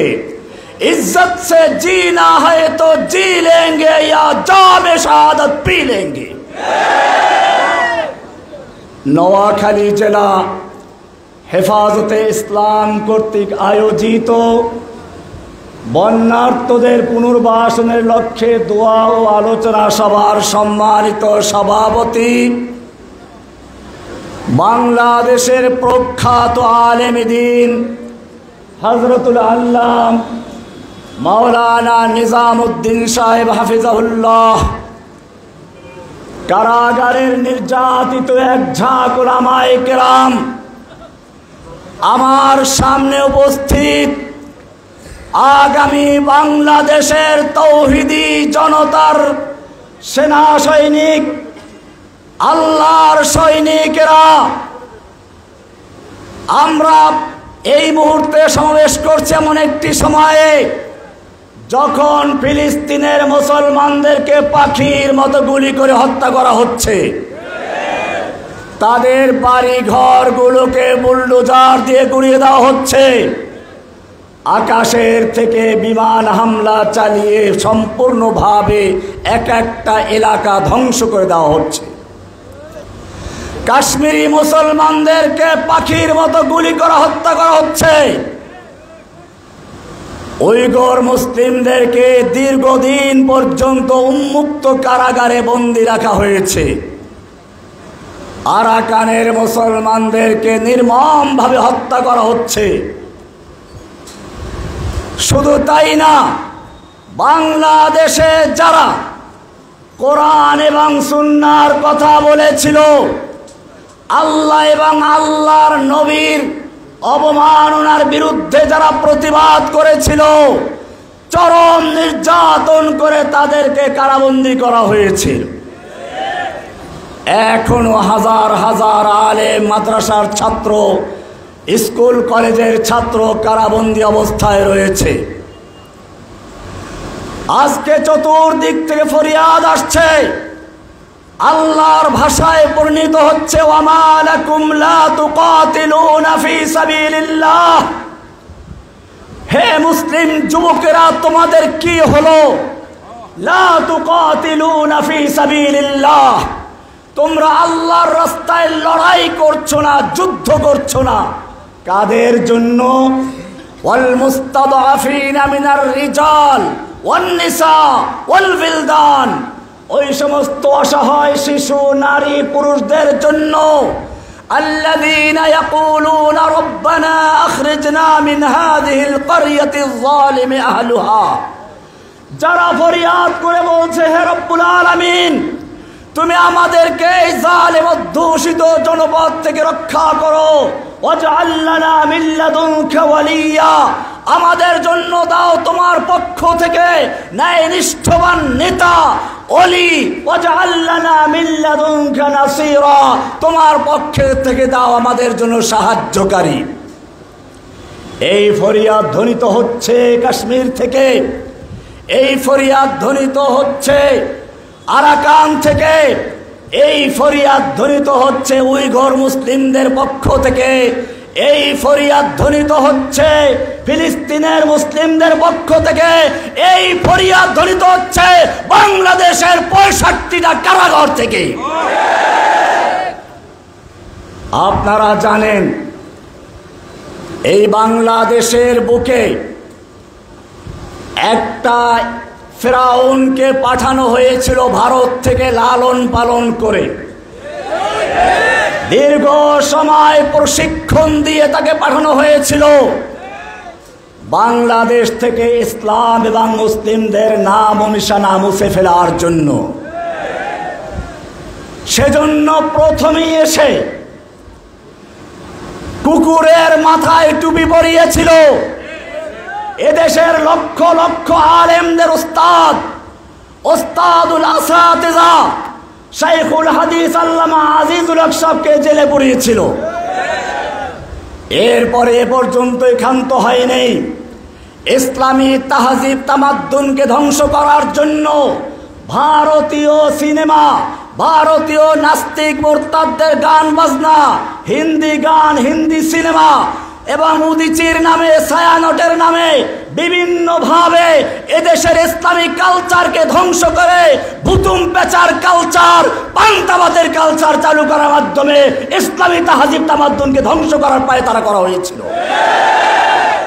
এভাবে আস্তে আস্তে আগাতে আগাতে এক পর্যায়ে সরাসরি আক্রমণ করলো মুসলিম জনতার তাওহীদের ভিত্তি, মুসলিম জনতার ঈমানের স্পন্দন, জীবনের চেয়ে যাকে মুসলিমরা ভালোবাসে, আকায়ে নামদার তাজদারে মদিনা সরওয়ারে কায়নাত রাহমাতুল লিল আলামিন, যার সম্পর্কে কোরআন বলেছে ইন্নাকা লাআলা খুলুকিন আযীম, হে নবী আপনি মহান চরিত্রের উপরে প্রতিষ্ঠিত। সেই নবীর চরিত্র নিয়ে, নবীর স্ত্রীদেরকে নিয়ে কলঙ্ক শুরু করেছিল, অপবাদ দেওয়া শুরু করেছিল, কটূক্তি করা শুরু ছিল। তখন দেশের তাওহীদ জনতা গর্জে উঠেছিল। আমি তখন একটা বই লিখেছিলাম, এই বইটা কোনো আমার লেখা নয়। আমি আদালতেও বলেছিলাম, এইটা যদি অপরাধ হয় তাহলে আমি 3 নাম্বার অপরাধী। আমি 3 নাম্বার অপরাধী। কারণ এই আয়াতটা নাজিল করেছেন স্বয়ং আল্লাহ, নাজিল করেছেন রাসূল সাল্লাল্লাহু আলাইহি ওয়াসাল্লামের উপরে। আমরা শুধুমাত্র রেলি করছি, আপনাদেরকেও শোনাচ্ছি। আল্লাহ তাআলা কোরআনে পরিষ্কার বলে দিয়েছেন, 33 নম্বর সূরা 60 এবং 61 নম্বর আয়াত, আল্লাহ তাআলা বলছেন, লাইন লাম ইয়ানতাহিল মুনাফিকুনা ওয়াল্লাযীনা ফী কুলুবিহিম মারাদু ওয়াল মুরজিফুনা ফিল মাদিনা, করে এরা যদি বিরত না হয়, আল্লাহ তাআলা বলছেন, লানুগরিয়ান্নাকা বিহিম, হে নবী আপনাকে আমি তাদের বিরুদ্ধে খেপিয়ে দিব, এগ্রা করে দিব, উত্তেজিত করে দিব। কে বলেছেন? এরপরে শুনুন কি বলছেন, ওদেরকে যেখানে পাওয়া যাবে উখিযু, পাকড়াও করা হবে, ওয়াকুতিলু তাকতিলা, বাবে তাফঈল ব্যবহার করে আবার মফউল মুতলাক ব্যবহার করা হয়েছে, ওয়াকুতিলু তাকতিলা, ওদেরকে কেটে টুকরো টুকরো করে দাও। বাণীটা ছিল কার? নাজিল হয়েছে কার উপরে? তানজিলুম মির রাব্বিল আলামিন, রব্বুল আলামিনের পক্ষ থেকে নাজিল হয়েছে কার উপরে? আলা কলবিকা, রাসূলের কলবে। কোথায়? রাহমাতুল লিল আলামিন নাজিল হয়েছিল। এরপরে আল্লাহ বলছেন, এখানে একটা সূক্ষ্ম বিষয় আপনাদেরকে বলে দেই, কোরআনের উসলুব হলো আয-যানিয়াতু ওয়াজ-যানি ফাজলিদু কুল্লা ওয়াহিদিন মিনহুমা মিয়াতা জালদা, ব্যভিচারী নিয়ার ব্যভিচারী ওদেরকে তোমরা 100 দোররা মারো। এটাকে মারুফ ব্যবহার করা হয়েছে, কারণ রাষ্ট্রের কাজ।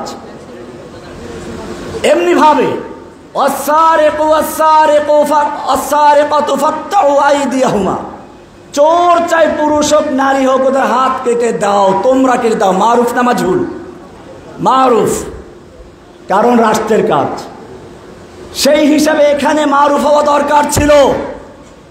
অনেকে আমাদেরকে বলে, আপনারা কেন বিচার হাতে নিলেন? রাষ্ট্রের কাজ ছিল। আমিও বলতে চাই, আমরা রাষ্ট্রকে বলেছিলাম, তোমার বাবার নামে যদি কেউ কটূক্তি করে তার জন্য সাজা ঘোষণা করেছে, প্রথমবার করলে 14 বছর, দ্বিতীয়বার করলে যাবজ্জীবন। তোমার বাবার জন্য তুমি আইন করতেই পারো, আমাদের কোনো আপত্তি নেই।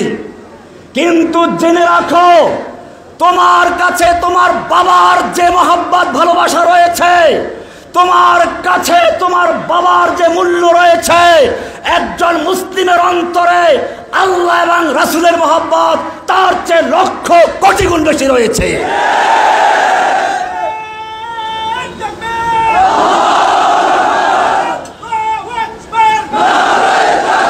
তোমার বাবার জন্য যদি আইন হতে পারে, আর আমার নবীকে কটূক্তি করলে তাদেরকে আদর করে বিদেশ পাঠিয়ে দাও, এই যদি তোমাদের চরিত্র হয়, তাহলে জেনে রাখো, বাংলার তাওহীদি জনতা ওদেরকে চিরস্থায়ী বিষাদের কবরে পাঠিয়ে দিবে।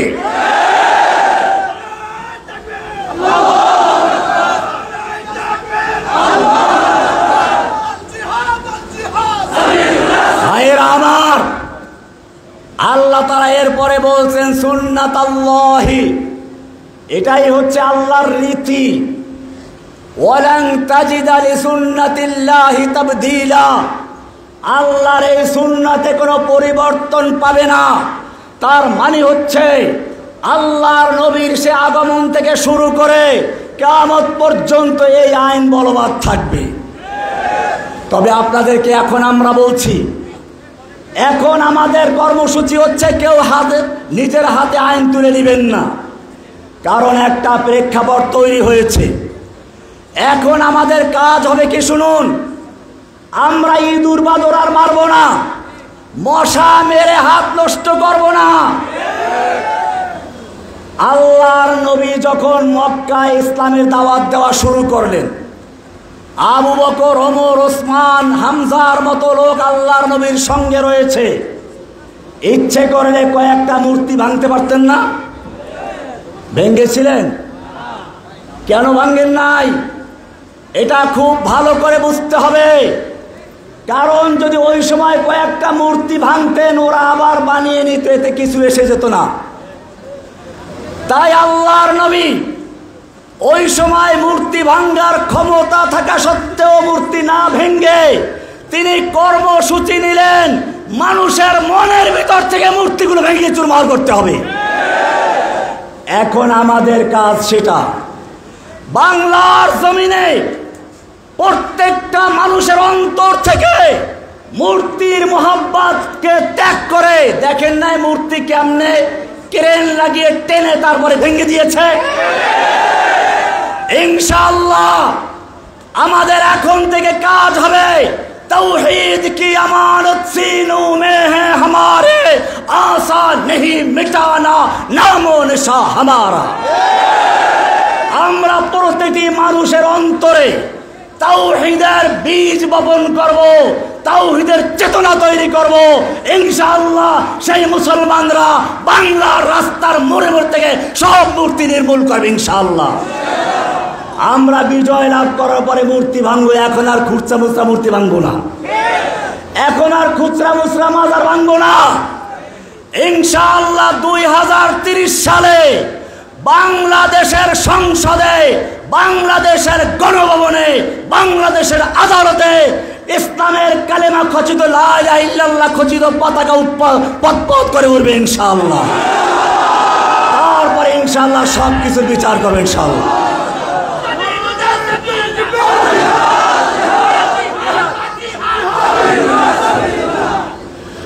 নোয়াখালীর ভাইদেরকে বলছি, বাংলাদেশে প্রথম ইসলাম প্রচার করেছিল নোয়াখালীর আলেমরাই। আমি নিজে আমার 3 পুরুষ পড়াশোনা করেছি মক্তবে আমার নোয়াখালী হুজুরের থেকে। আমার মক্তবের হুজুর এখনো জীবিত আছেন, গোলাম মুস্তফা নাম, তার বাপ নোয়াখালীর থেকে গিয়ে আবাদ হয়েছিল ওখানে, এখন তিনি আছেন, তার সন্তানরা আছে, কয়েক প্রজন্ম এখনো তারা আমাদেরকে কোরআন শিক্ষা দিয়ে যাচ্ছেন।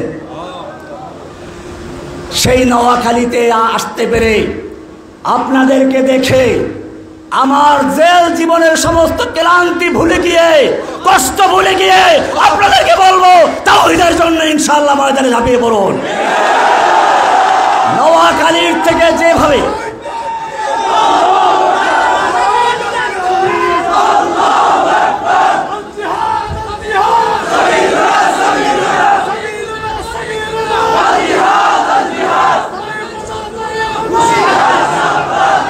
নোয়াখালীর থেকে যেভাবে ইসলাম প্রচার শুরু হয়েছিল, আজকে নোয়াখালীর থেকে সেভাবে বাংলাদেশের রাজপথে, বাংলাদেশের সংসদে, বাংলাদেশের আদালতে, বাংলাদেশের গণভবনে, ব্যাংকে, সব জায়গায় ইসলাম বিজয়ী করার স্লোগান শুরু হলো ইনশাআল্লাহ।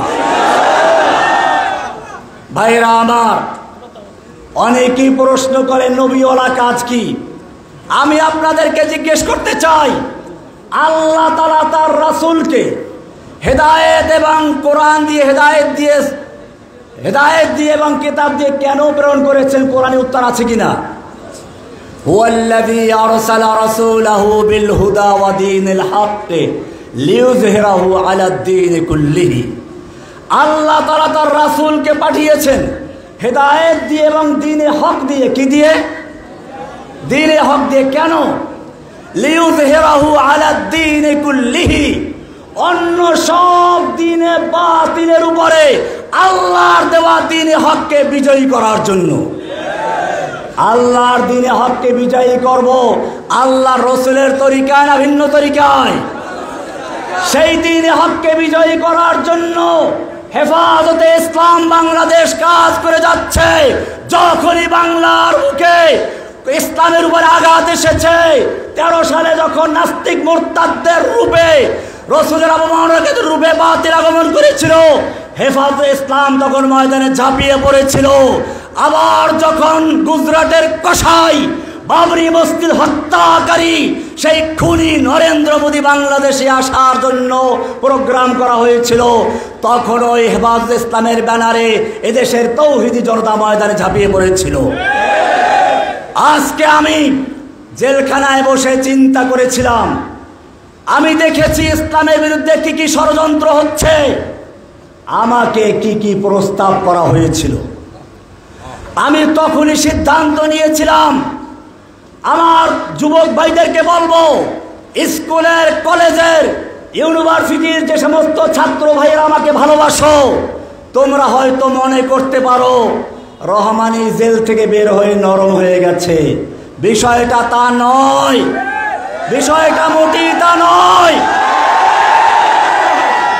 বিষয়টা হয়েছে রহমানী দেখতে পেয়েছে কিভাবে ফেরাউনের মতো, ফেরাউন যেভাবে তার জাতিকে বিভিন্ন দলে বিভক্ত করে তার রাজত্ব কায়েম রাখতে চেয়েছিল, ঠিক তেমনি ভাবে বাংলাদেশের তাওহীদি জনতাকে, মুসলিম উম্মাহকে দলে দলে বিভক্ত করে সে তার শাসন ব্যবস্থা কায়েম রাখতে চেয়েছিল। সেজন্য আমি তখনই সিদ্ধান্ত নিয়েছিলাম, আমি কারাগার থেকে একটা পত্র লিখেছিলাম যে সমস্ত যুবক ভাইদেরকে বলবো, তোমরা হেফাজতের ব্যানারে কাজ করতে থাকো। এটা কোনো দুর্বলতার জন্য নয়, এটা হলো বাস্তবতা। খুচরা খুচরা কাজ করে এখানে কয়েকজন পাহাড়ে চলে গেল, এখানে একটা দল ঘোষণা করলো, এর দ্বারা ইসলামের কোনো কাজ হবে না।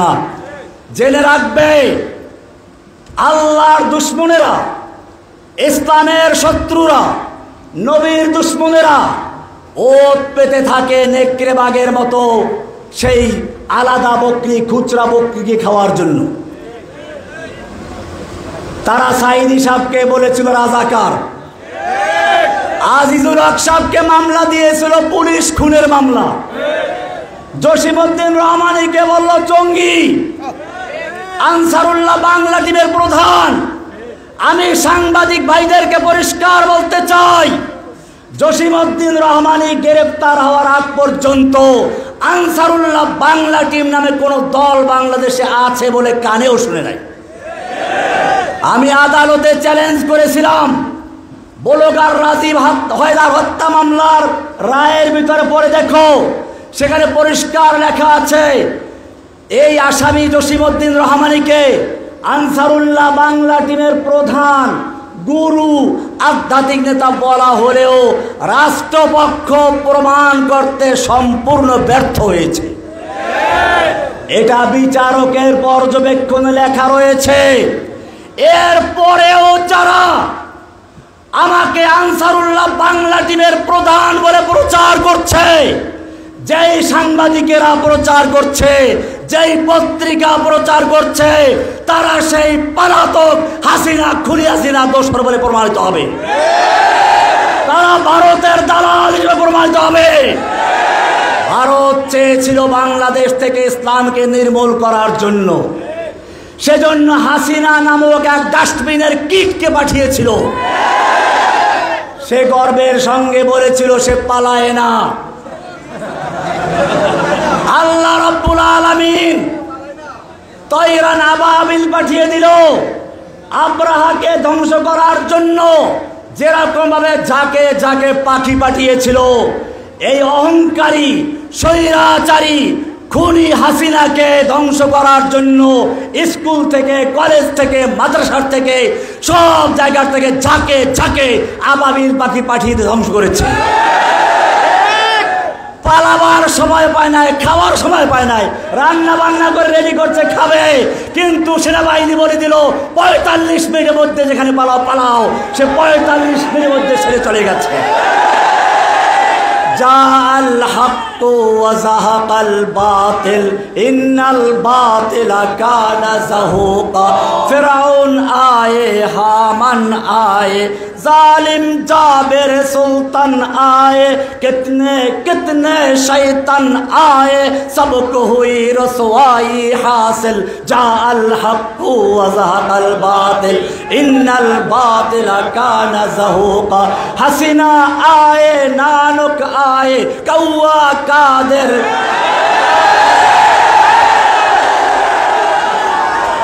हसीना आए नानक आए कौआ कादिर आनिस आए कामल आए नौफल आए कितने कितने शैतान आए सबको हुई रसवाई हासिल जाअल हक़ व ज़हक़ल बातिल इन्नल बातिल कान ज़हूक़ा।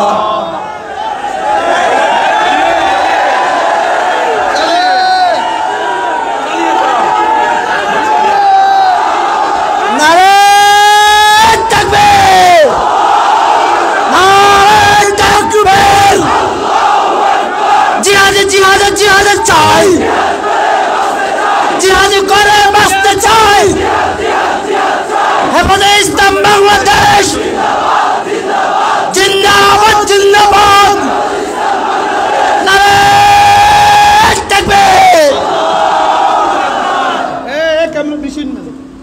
হয়তো খেলাফত নয়তো শাহাদাত হয়তো খেলাফত নয়তো শাহাদাত হয়তো খেলাফত নয়তো শাহাদাত। ভাইরা আমার মনে রাখতে হবে আল্লাহর জমিনে আল্লাহর দ্বীনকে প্রতিষ্ঠা করার জন্য তিনটা জিনিসের প্রয়োজন। মুরব্বী ওলামায়ে কেরামদের নেতৃত্ব পরামর্শ, যুবকের রক্ত আর ধনীদের অর্থ। আমি সমস্ত ওলামায়ে কেরামদের মুরব্বীদেরকে বলছি আপনারা ময়দানে ঝাঁপিয়ে পড়ুন। ইনশাআল্লাহ জসিমউদ্দিন রহমানী জেল থেকে মুক্ত হয়ে সরাসরি আমিরে হেফাজত আল্লামা মুহিবুল্লাহ বাবুইনগরী হাফেজাহুল্লাহর কাছে গিয়ে বলেছিল যে আমি আপনার খাদেম রূপে কাজ করতে আগ্রহী। আমি আপনাদেরকেও বলতে চাই এই মুরব্বিয়ানে কিরাম যখনই আমাদেরকে হুকুম দিবে বাংলার জমিনে দ্বীন কায়েমের জন্য বুকের তাজা রক্ত ঢেলে রাজি ইনশাআল্লাহ। সেই আন্দোলনে তোমাদেরকে সঙ্গে থাকতে হবে।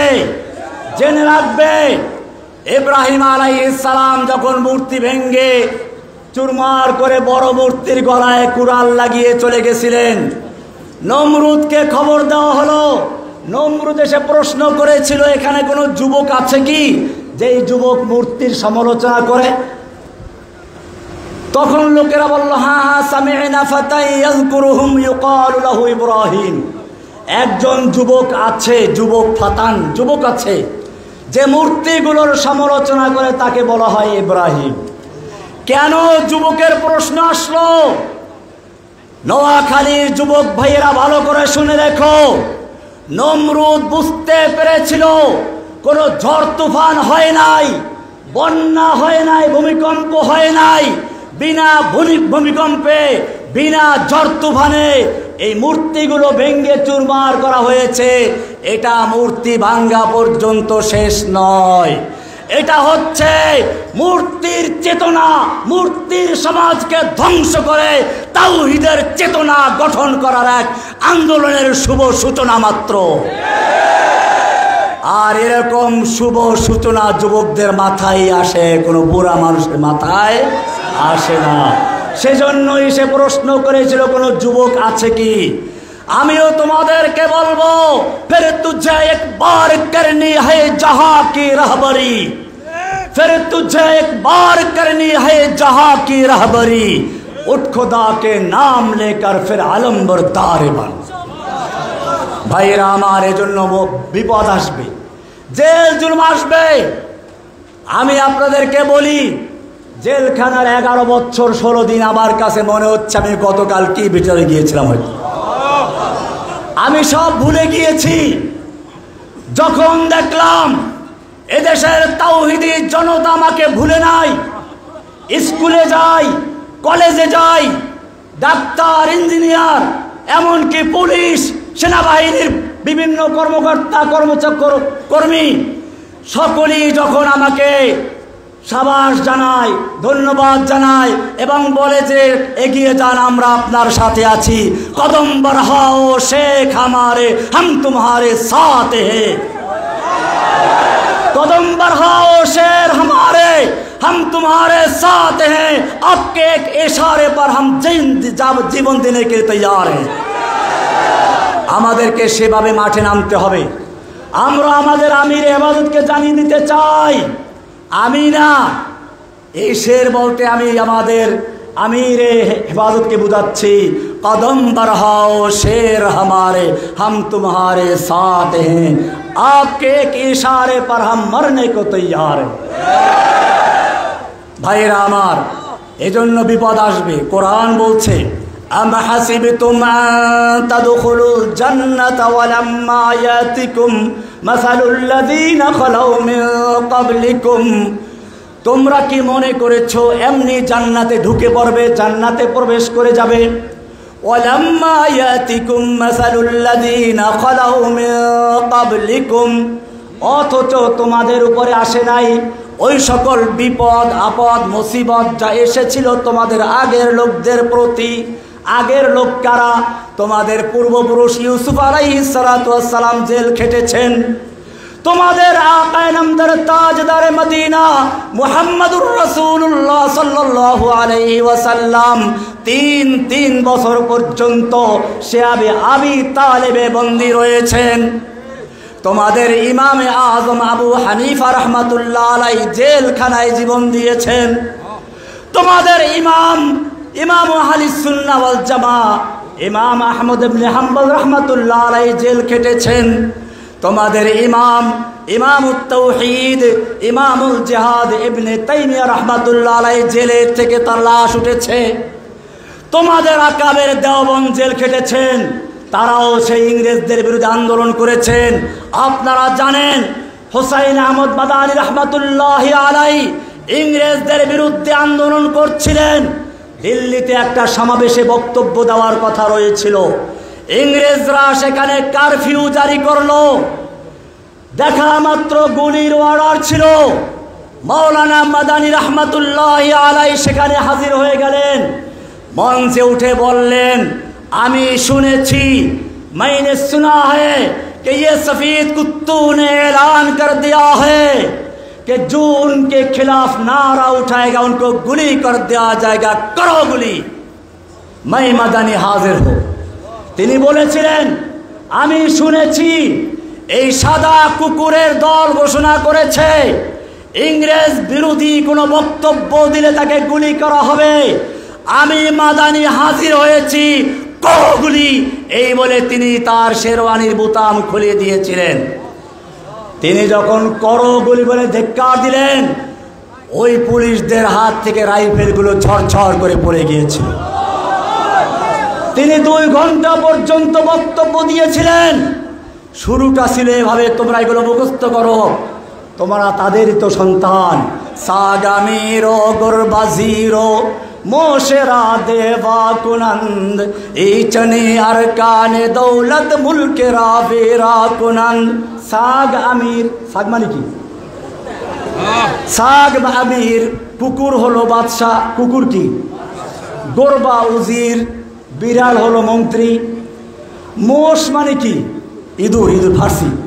मोशरा देवा कुनंद, আর ইঁদুর হচ্ছে এমপি, কুকুর হচ্ছে বাদশাহ, মন্ত্রী হলো বিড়াল, ইঁদুর হলো কি? ইচনে আর কানে দৌলত মুলকে রাবেরা কুনাদ। এই ধরনের রাজ শাসক গোষ্ঠী একটা দেশকে ধ্বংসই করতে পারে। কোনো পার্থক্য আছে বিগত সরকারের সাথে? ধর্ষক, লুটপাট, খুন, এমনকি বাংলাদেশকে 18 লক্ষ কোটি টাকা ঋণগ্রস্ত রেখে তারপরে লক্ষ লক্ষ ডলার নিয়ে পালিয়েছে। সুতরাং আমাদের পূর্ববর্তী লোকদের উপর বিপদ এসেছিল, আমাদের উপর আসবে। মাসাতুহুমুল বাসাউ ওয়াদ-দাররাউ ওয়া যুলজিলু হাত্তা ইয়াকুলার রাসূলু ওয়াল্লাযীনা আমানু মাআহু মাতা নাসরুল্লাহ। এমনকি স্বয়ং আল্লাহর রাসূল বলতে বাধ্য হলেন আল্লাহর সাহায্য আর কবে আসবে? আল্লাহ বলছেন আলা ইন্না নাসরাল্লাহি করিব, আল্লাহর সাহায্য তো কাছেই আছে। सबक पढ़ फिर सदाकत का, अदालत का, शजाअत का, लिया जाएगा काम तुझसे दुनिया के इमामत का। भाईरा আমার আন্দোলনের কর্মসূচি হচ্ছে সূরা হাদীদের ওই আয়াত যেখানে বলা আছে লাকাদ আরসালনা রুসুলানা বিল বাইয়িনাত, এখানে দুইটা কথা উল্লেখ করা হয়েছে। একদিকে বলা হয়েছে বাইয়িনাত, রাসূলদেরকে কিতাব দেওয়া হয়েছে, কোরআন দেওয়া হয়েছে। আলহামদুলিল্লাহ, আমার যেখানে যাই আমাকে কোরআন উপহার দেওয়া হয়। আমিও সিদ্ধান্ত নিয়েছি এই কোরআনের কথা বলবো, এই কোরআনের রাজ কায়েম করার জন্য যদি প্রয়োজন হয় জীবনের শেষ রক্তবিন্দু পর্যন্ত আল্লাহর দিনে কোরবান করতে রাজি আছি ইনশাআল্লাহ।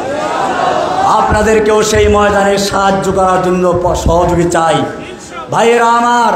এরপরে আল্লাহ বলছেন খালি হাদিদ ওইটা হলেই চলবে না, ও আনজালনাল হাদিদ ফিহি বাসুন শাদীদ ওয়া মানাফিউ লিন-নাস ওয়া লিয়া'লামাল্লাহু মান ইয়ানসুরুহু ওয়া রুসুলুহু বিল গায়ব। এটা ব্যাখ্যা আজকে আর দিলাম না, ইনশাআল্লাহ পরবর্তীতে কোনো সময় সুযোগ হলে এই আয়াতের ব্যাখ্যা দেওয়া হবে। আর এখানে আমি শেষ করতে চাই, আসলে আমি অসুস্থ, কিন্তু আপনাদের ইমানি জজবা দেখে আমার ভিতরেও জজবা তৈরি হয়ে গেছে আসলে, নতুবা সেই আমরা সকালে নাস্তা করার সুযোগও পাইনি। আসলে ভোর রাত্রে রাস্তায় জামিয়েছিলাম। আপনাদের ভালোবাসা, আন্তরিকতা আমাদের ইমানকে উজ্জীবিত করেছে আলহামদুলিল্লাহ। আপনাদের জন্য দোয়া করি। সবাই বসুন, সবাই দরুদ শরীফ আল্লাহুম্মা সাল্লি আলা মুহাম্মাদ ওয়া আলা আলি মুহাম্মাদ কামা সাল্লাইতা আলা ইব্রাহিম ওয়া আলা আলি ইব্রাহিম ইন্নাকা হামিদুম মাজিদ। اللهم صل على محمد وعلى آل محمد كما صليت على إبراهيم وعلى آل إبراهيم إنك حميد مجيد। আমি শুকরিয়া জানাই অত্র এলাকার সর্বজন শ্রদ্ধেয় মুরব্বী হযরত আল্লামা নিজামউদ্দিন সাহেব দামাত বরকাতুহুকে, আমাদের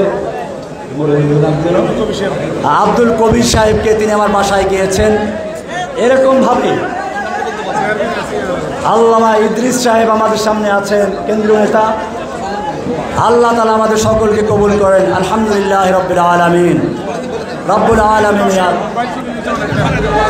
রব্বুল আলামিন আল্লাহ, এই ভোলা জেলা হেফাজতের উদ্যোগে আজকে যে সম্মেলন হলো, ইয়া আল্লাহ মেহেরবানি করে আপনি সম্মেলন কবুল মঞ্জুর করেন ইয়া আল্লাহ। ইয়া আল্লাহ, এই যুবকদেরকে, এই মুরব্বীদেরকে কিয়ামতের দিনের জন্য কবুল মঞ্জুর করে ইয়া আল্লাহ। ইয়া আল্লাহ, তুমি যেভাবে কাজ করলে খুশি হও, আমাদেরকে ঐক্যবদ্ধভাবে সেই কাজ করার তৌফিক দান করো ইয়া আল্লাহ। ইয়া আল্লাহ, এই দেশের সকল মুসলিম দলগুলোকে, ছাত্র জনতাকে, school, college, university, doctor, engineer এবং মাদ্রাসা আলেম ওলামা সকলকে ঐক্যবদ্ধ হয়ে ময়দানে অবতীর্ণ হওয়ার তৌফিক দান করো ইয়া আল্লাহ। বাংলার জমিনে কোরআনের রাজ কায়েম করার জন্য আমাদের সকল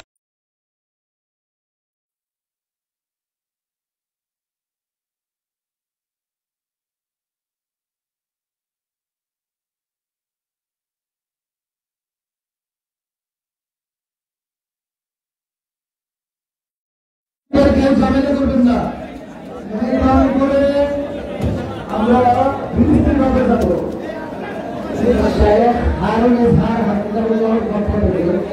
নোয়াখালীবাসীর প্রত্যেককে দাওয়া আগামী 20 সেপ্টেম্বর হতে 29 সেপ্টেম্বর পর্যন্ত লালখানবাজার মাদ্রাসায় ইসলামী বোনেরা শেখ হারুন খান আপনাদের সকলকে আগামী 20 সেপ্টেম্বর থেকে 29 সেপ্টেম্বর পর্যন্ত লালখানবাজার মাদ্রাসায় অনুষ্ঠিত ইসলামী বোনেরায় আমন্ত্রণ জানিয়েছেন। আমরা কয়েকজন হয়ে হারিয়ে গেছে, আমাদের কয়েকজন হয়ে হারিয়ে গেছে। একটা আইফোন আছে, একটা করে কালাবে প্রত্যেকের ক্ষেত্রে নবেন, মানে ব্যবহার করবেন। আর কেউ যদি প্রোগ্রাম হয়ে থাকেন তাহলে আমাদের পৌঁছে দেবেন। আর কে আইন ছেড়ে আমাদের সাহেব হায়মানুল হামিদুল্লাহ এবং সাহেব জসিমউদ্দিন রহমান হামিদুল্লাহ আজকে আপনাদের